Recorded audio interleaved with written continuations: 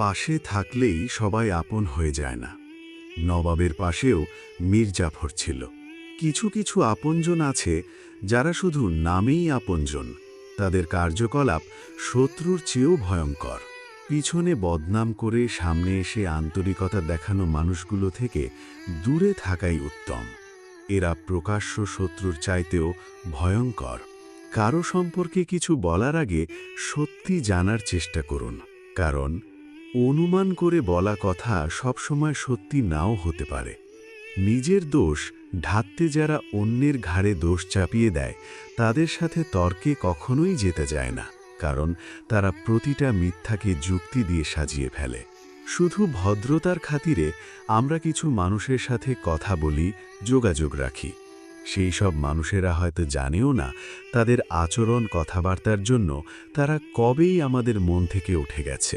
স্বার্থের লোভে যারা রূপ বদলায়, তারা কখনো মানুষের ভালো মন্দ, লাভ ক্ষতি উপলব্ধি করতে পারে না। তারা শুধু জানে সব কিছুর ঊর্ধ্বে তাদের স্বার্থটা। কেউ তোমাকে রিজেক্ট করলে বা ইগনোর করলে মন খারাপ করো না। মনে রেখো, দামি জিনিস পাওয়ার যোগ্যতা সবার থাকে না। কিছু কিছু আপনজন আছে যারা শুধু নামেই আপনজন, তাদের কার্যকলাপ শত্রুর চেয়েও ভয়ঙ্কর। সহজ সরল মানুষ বদলা নেয় না, তারা ছেড়ে দেয় সৃষ্টিকর্তার উপর। আর সেই ছেড়ে দেওয়াটাই সবচেয়ে ভয়ঙ্কর শাস্তি হয়ে ফিরে আসে। আমি ঘৃণা করি সেই সমস্ত মানুষদের যারা নিজের খুশির জন্য অন্যের মুখের হাসিটুকু কেড়ে নেয়। প্রত্যেকটা মানুষের মেন্টালিটি আলাদা। দেখবেন কারো কাছে আপনি খুব খারাপ, আবার কারো কাছে আপনি খুব চমৎকার মানুষ। যার যার দৃষ্টিভঙ্গিই মূল। মোমবাতি আমাদের একটা শিক্ষা দেয়, বুকের ভিতর আগলে রাখলেই সবাই আপন হয় না। মানুষ চিনতে শিখে গেলে কারো প্রতি কোনো অভিযোগ থাকে না, তখন মনে হয় দূরত্বই শ্রেয়। বৃষ্টি থেমে গেলে ছাতাটাও বোঝা মনে হয়, কারণ মানুষ উপকারীকে মনে রাখে না। জীবন আমাদের সেই সব মানুষের সাথে পরিচয় করিয়ে দেয় যাদের আসলে কোনোদিনই প্রয়োজন ছিল না। আজকাল মানুষ প্রশংসা করে লোভে আর সমালোচনা করে ক্ষোভে। দিন দিন আমি বুঝতে পারছি যে একা থাকা বিরক্তিকর নয়, বরং শান্তিপূর্ণ। অর্ধেক সময় পেরিয়ে গেল জীবনটাকে বুঝতে বুঝতে, আর এখন বাকিটা সময় কেটে যাচ্ছে বাস্তবতার সাথে লড়তে লড়তে। অন্যকে কাঁদিয়ে নিজে খুশিতে থাকবে এমন প্রত্যাশা করা বাদ দাও। যে অন্যকে বিনা কারণে কাঁদায়, প্রকৃতি নিজ দায়িত্বে তাকে কাঁদায়। হার মেনে নেওয়ার নাম মৃত্যু, আর লড়াই করে বেঁচে থাকাই হলো জীবন। আমি স্বার্থপর নই, আমি আস্তে আস্তে তাদের থেকে দূরে সরে যেতে থাকি যাদের কাছে আমার কোনো মূল্য নেই। মেনে নিলে তুমি ভালো, আর না মানলে তুমি খারাপ। মুখ বুজে সহ্য করলে তুমি ভদ্র, আর মুখের উপর জবাব দিলে তুমি বেয়াদব। অর্ধেক জীবন পার করে বুঝলাম আমি কখনো মানুষ চিনতে পারিনি। যাদের জন্য হৃদয় উজাড় করে দিলাম, তারা নিখুঁতভাবে বুঝিয়ে দিল আমি তাদের কেউ নই। মানুষ যদি রাগের ভাষা বুঝত, তাহলে কোনো সম্পর্কই নষ্ট হতো না। কিছু মানুষের সাথে গোপন কথা শেয়ার করা আর পত্রিকায় বিজ্ঞাপন দেওয়া একই কথা।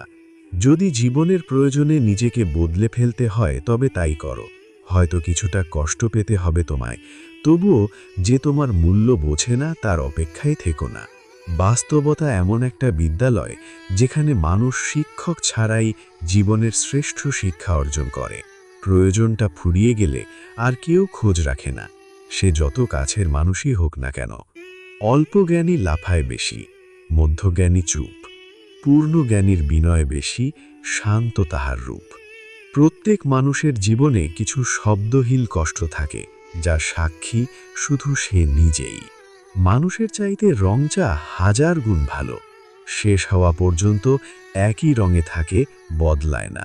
সরি প্রিয়, এত ভালোবাসার পরেও আমি তোমার মনের মতো হতে পারলাম না। কিছু কিছু মানুষের কাছে আমি আজীবন খারাপ, কারণ তাদেরকে দেওয়ার মতো পর্যাপ্ত পরিমাণ তেল আমার কাছে নেই। সৎ পথে চলা, সত্যি কথা বলা মানুষগুলোই জীবনে বেশি আঘাত পায়। আঘাত যখন কাছের মানুষ দেয়, তখন কষ্টটা দেহে না, আত্মায় লাগে। জীবনে অনেক লেখা পড়েছি, কিন্তু নিজের কপালে কি লেখা আছে সেটাই পড়তে পারলাম না। মানুষকে ঠকানো সহজ, কিন্তু ঠকিয়ে যা পাবেন তা হজম করা কিন্তু কঠিন। প্রতিটা মানুষই একটা ভরসা পাওয়ার মতো মানুষকে খোঁজে, যেখানে শরীরের থেকে মনের দাম অনেক বেশি। মন মরে গেলে মানুষ দেহের চিন্তা করে না। নিজের পায়ে যতক্ষণ শক্তি আছে দৌড়াবেন, শক্তি কমে গেলে হাঁটবেন, তবুও অন্যের পা ধরে চলার চিন্তা করবেন না। জীবন এক সংক্ষিপ্ত ভ্রমণকাল। এখানে রাস্তা চেনা যায়, কিন্তু মানুষ চেনা যায় না। একমাত্র মৃত্যুই পারে সব ব্যথা মুছে দিতে। মৃত্যুর চেয়ে বড় কোনো সমাপ্তি নেই।